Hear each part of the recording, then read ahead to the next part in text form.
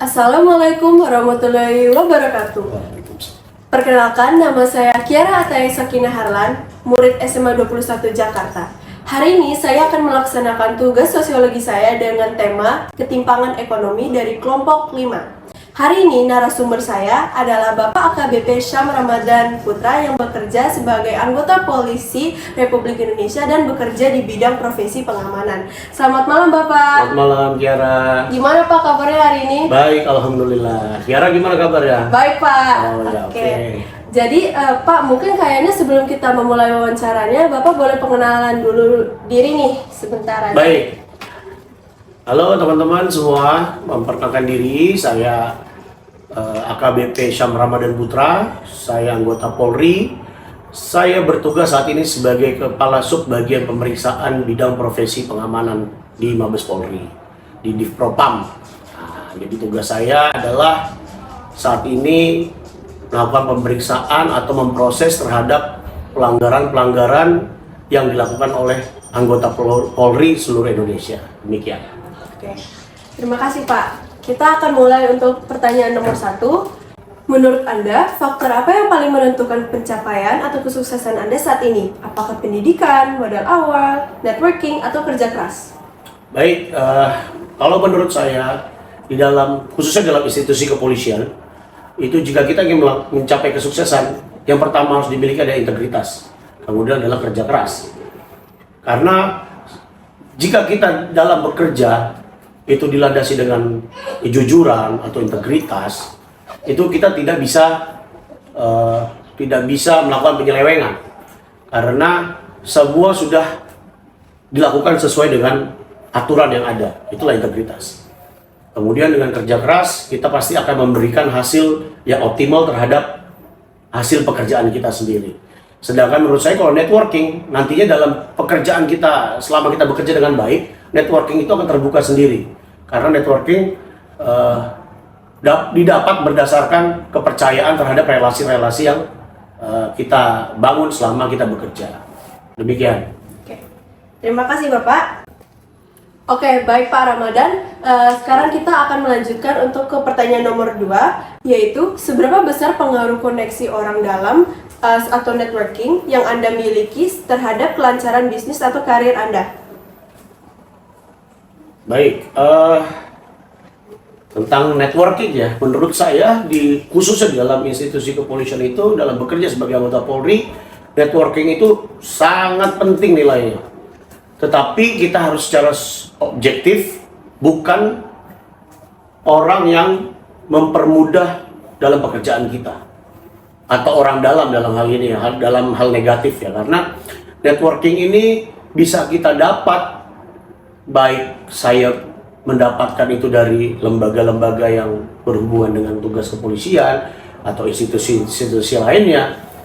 Karena mendapatkan networking itu pasti kita berdasarkan kepercayaan dengan kompetensi yang kita punya, dengan integritas yang kita punya. Sehingga networking itu harus kita rawat, harus kita tetap pelihara untuk kita mendapatkan suatu informasi yang cepat, yang akurat jika memang ada sesuatu hal yang terjadi di masyarakat gitu. Jadi kita bisa langsung bertukar informasi terhadap networking yang kita punya, baik itu lembaga, institusi lainnya gitu. Jadi menurut saya networking bisa terjadi jika berdasarkan integritas dan kompetensi yang kita punya. Demikian. Baik Bapak Ramadan, terima kasih atas jawaban yang sungguh luar biasa.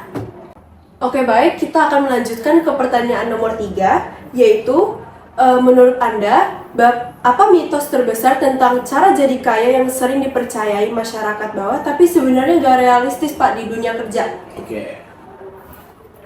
Kalau menurut saya, untuk mungkin bukan menuju kaya ya, tapi menuju kesuksesan kali ya. Menurut saya tidak ada seseorang menuju kesuksesan itu secara instan, itu yang sekarang tidak dipahami oleh masyarakat. Jadi masyarakat hanya melihat satu peluang, saya kalau mengikuti ini pasti saya akan sukses. Bahwa kesuksesan itu akan melalui tahap yang sangat panjang. Adanya disiplin dalam manajemen keuangan, adanya mengembangkan kompetensi diri, adanya pengambilan kebijakan yang baik, kemudian tetap bekerja keras.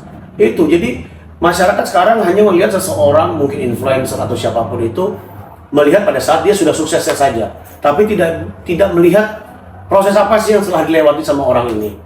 Ada jatuh bangunnya, berapa kali dia melakukan usaha, dia jatuh tapi dia tidak pernah berhenti untuk berusaha sehingga dia akhirnya mencapai kesuksesan itu. Jadi untuk teman-teman semua, ingat, tiada proses yang mengkhianati hasil. Jadi kalau prosesnya tekun, istiqomah, pasti hasilnya akan terlihat. Demikian. Oke, baik Pak, atas jawaban yang sungguh luar biasa. Saya juga setuju ya Pak, dengan kita tuh harus untuk mencapai kesuksesan itu butuh proses ya Proses yang Pak. panjang, Butuh proses, pastinya. apalagi juga butuh pengorbanan waktu, Betul. pengorbanan tenaga. Jadi saya sangat setuju Pak. Oke baik.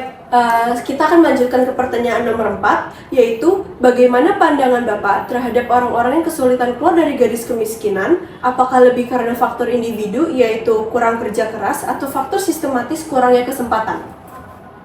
Baik, dalam persoalan ini saya harus melihatnya secara objektif karena tidak adil saya rasa ya kalau kita melihat dari satu sisi saja, maksudnya dari sisi individunya ataupun dari sistematisnya. Karena terjadi di kota besar ini bahwa ada individu yang sudah melakukan etos kerja yang tinggi, bekerja dengan baik, tapi dia tidak mempunyai kesempatan. Ada juga orang yang sudah mempunyai kesempatan tersebut, punya lapangan pekerjaan, sudah mendapatkan, tetapi dia tidak bekerja dengan baik. Jadi menurut saya, solusi yang terbaik adalah negara harus menyiapkan keduanya, dari akses dan kesempatan maupun sistemnya. Jadi seseorang ini harus bisa mengembangkan dirinya terus, dan harus bisa bekerja dengan baik, dan negara juga harus menyiapkan lapangan pekerjaan yang banyak, sehingga jika keduanya berjalan bersama antara sistemnya dan individunya bisa berjalan dengan baik, maka untuk keluar dari angka kemiskinan atau garis kemiskinan itu dapat semakin besar peluangnya untuk keluar dari garis kemiskinan. Jadi begitu kira-kira teman-teman semua ya. Oke, baik Pak, terima kasih atas jawabannya, dan saya pun juga pandangannya menjadi lebih luas ya Pak. Ternyata saya nih melihatnya ini tuh kita nggak boleh melihat dari satu sisi saja, Betul. melainkan harus lihat dari sudut pandang, Ya. sudut pandang yang lain, karena untuk mencapai kesuksesan itu harus ada banyak Faktor. Ya, banyak ya. faktor yang harus dipenuhi ya. Oke, baik Pak, terima kasih Pak. Baik Pak, kita akan melanjutkan ke pertanyaan terakhir, yaitu pertanyaan nomor 5, yaitu di dunia yang persaingannya sangat ketat ini, menurut Bapak, life skill apa yang perlu dikuasai oleh future generations di Indonesia agar mereka bisa sukses ke depannya? Baik, Kiara dan teman-teman sekalian ya. Jadi menurut saya untuk kedepannya life skill apa sih yang harus dimiliki anak-anak muda atau kita semua nih dalam menggapai masa depan yang lebih baik? Yang pertama menurut saya itu integritas ya. Karena integritas itu harus dimiliki oleh setiap orang dimanapun kalian bekerja, apapun profesinya. Jadi itu integritas paling pertama yang harus dimiliki. Yang kedua, adaptasi seseorang. Adaptasi ini melingkup adaptasi di dalam lingkungan kerja yang baru, adaptasi terhadap teknologi yang semakin maju.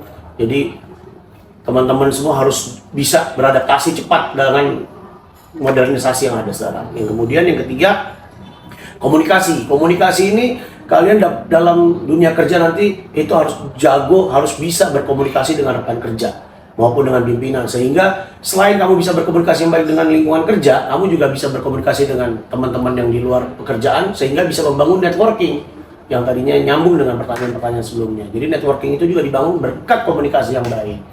Kemudian yang terakhir, yang tidak kalah pentingnya itu mentalitas. Mentalitas itu adalah kemampuan kamu bangkit ketika kamu nanti suatu saat jatuh, tapi kamu bisa berusaha untuk menggapai apa yang kamu mau. Jadi jangan pernah berhenti pada saat kamu jatuh, kamu gagal, kamu berhenti, jangan. Tapi kamu tetap berdiri, bangkit, dan berusaha untuk mencapai apa yang kamu mau.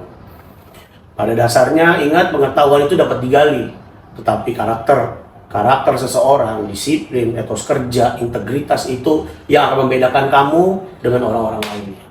Demikian.